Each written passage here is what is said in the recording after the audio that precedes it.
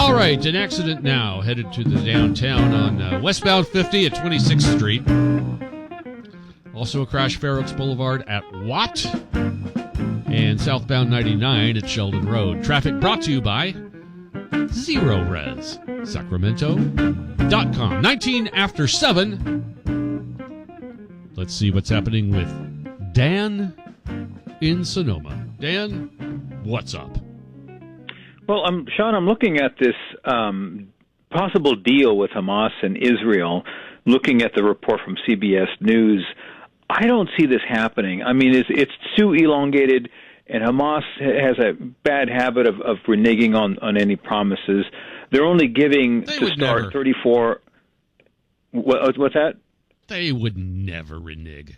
Come on, well, Dan. Yeah, of course they wouldn't. So they're upstanding citizens. Of course. But here's the thing: there's approximately 102 or so hostages still out there, and I can't imagine what these poor people are going through. And they're only offering 34 at first. I hope Israel doesn't take this deal. I really don't, because it gives Hamas too much time to either withdraw or to rebuild or whatever, even though they've been beaten pretty badly and richly deserved. But this is just a bad deal.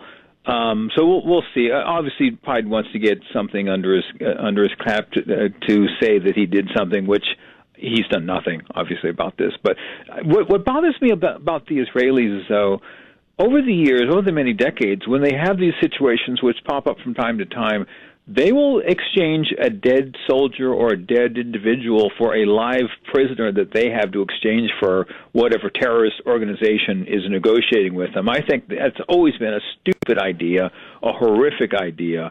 I hope that's not part of this, by the way. According to what I'm seeing here, that's not. But that's one of the major flaws I've seen with the Israelis, dealing with what they have to deal with in that part of the world. Well, it wasn't really a dead prisoner. It was just Kamala. Well, okay, well, that's very good. Okay, you got me on that one. Man, that was a wicked off-speed pitch. Swung right through. You hear this whooshing sound. Well, you know what? So also, we have the Israelis on the phone right now, and they have a response. Oh, see? Dan, they're not going to take it. They're not going to take the deal. That sounds just like them, too, with the drum beating and all the rest of it. So. One other thing I want to talk to you about was these L.A. fires here. I mentioned yesterday, there's a striking resemblance, no pun intended, to what happened here in Sonoma and Napa. The fires happened in multiple places, and we had a Democrat governor, and that was Jerry Brown.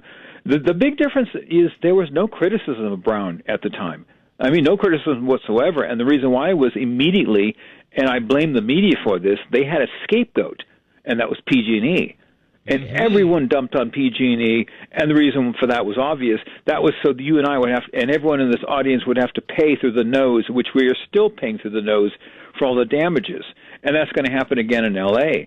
Now, what Newsom and now Karen Bass is trying to desperately find that same scapegoat to point the finger of blame at.